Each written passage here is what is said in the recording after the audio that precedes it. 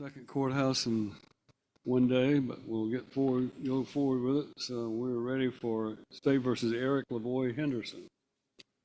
And if I don't, I've read through all of the pre-sentence reports. What if I don't agree with that?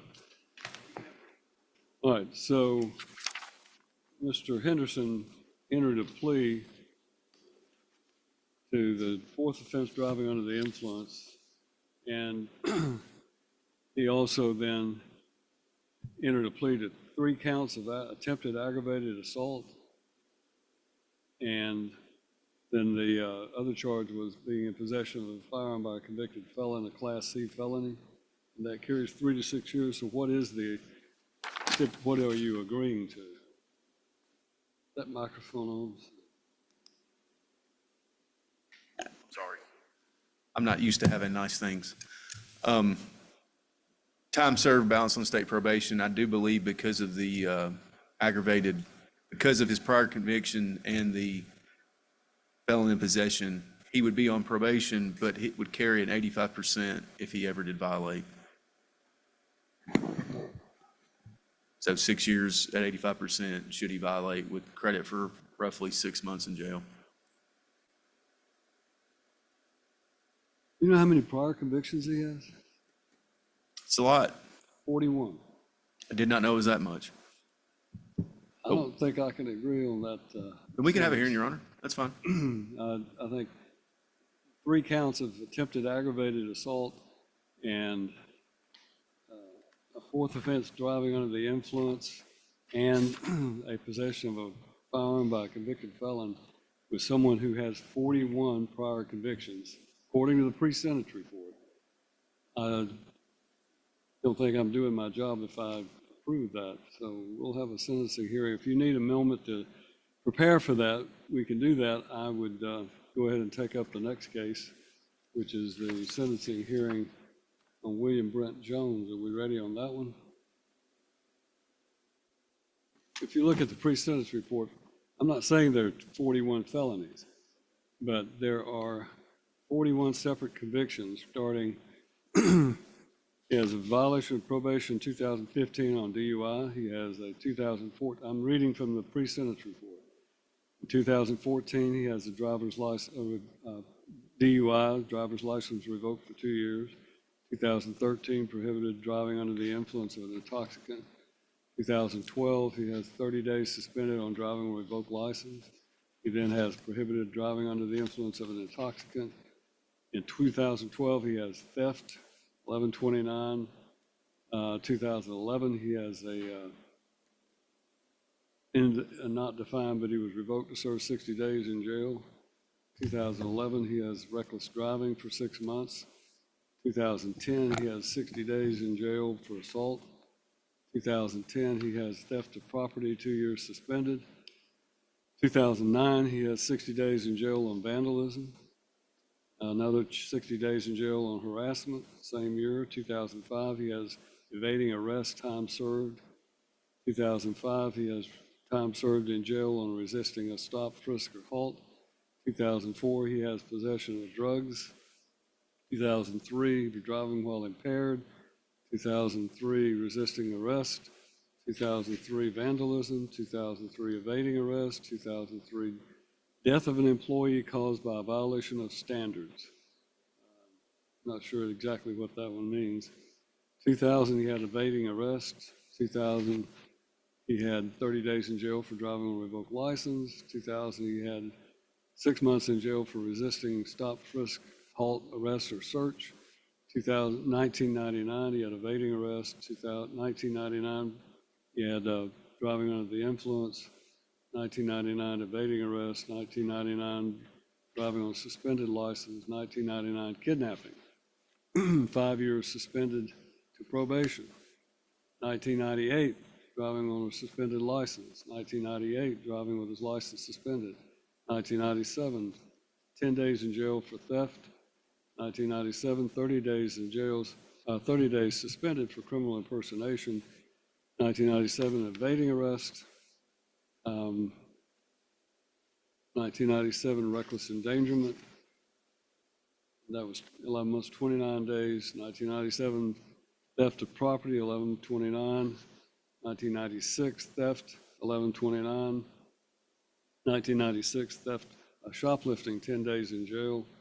1996, $25 fine on driving on a license suspended. 1996, 30 days in jail suspended for theft of property by shoplifting. 1994, aggravated assault, pled to simple assault. That was 11/29 suspended. Then there was 1986, harassment, and 1983, disturbing the peace. So, well, I will allow you some time to check that out, but I'm of the opinion that in the view of that, which the pre-sentence report is designed to give me the background on an individual so I can make a proper determination. And under those circumstances, I just feel like I'm not sure that the state had all of the information that was given to me in the pre-sentence report, and I wanted to bring that to your attention. I will pass this and go on to the next case so that you can have an opportunity to. I've read the pre-sentence report. I obviously didn't really read it that closely, but I have a copy of it. Mr. Poland's client isn't here, so I don't know how much time they need to discuss. You need some time to talk. But we can start the hearing.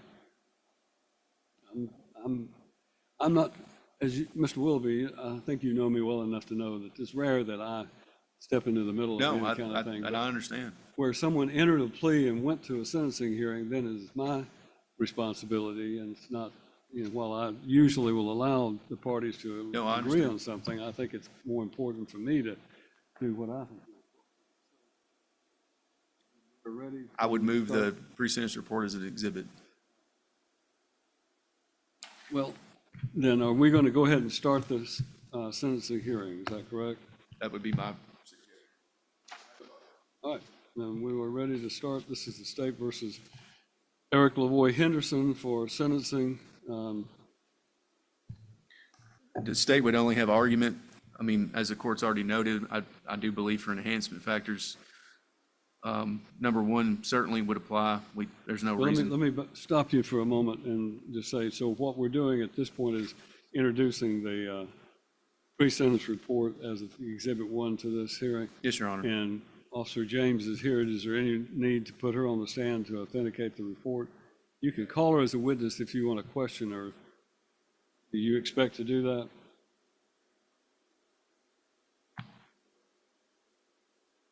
All right.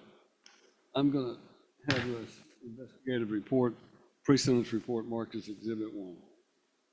Now, I'm sorry. Then, the state have any other proof?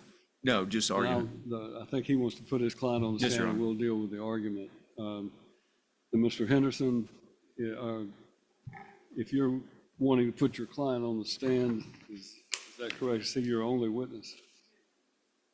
All right, then Mr. Henderson, if you'll come around over here. That hearing had a little bit of everything. Judge David Wolfe presided over the sentencing of Eric Levoy Henderson, and what looked at first like a routine plea and agreement turned into a much deeper dive once the court weighed Henderson's history. Henderson had pled guilty to fourth offense DUI, 3 counts of attempted aggravated assault, and possession of a firearm by a convicted felon. The proposed agreement was time served and balance on state probation, with the caveat that if he violated, he'd face 6 years at 85%. On paper, it looked like a standard negotiated outcome, but the presentence report changed the dynamic.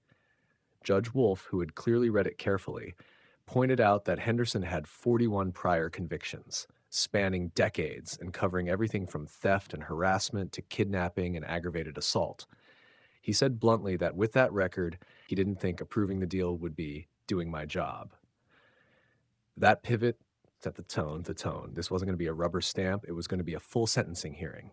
Henderson himself took the stand as his only witness, calm and cooperative, though the weight of his record hung heavy. The prosecution argued enhancement factors applied, particularly given the repeat nature of the conduct, while defense counsel tried to keep the focus on the negotiated terms.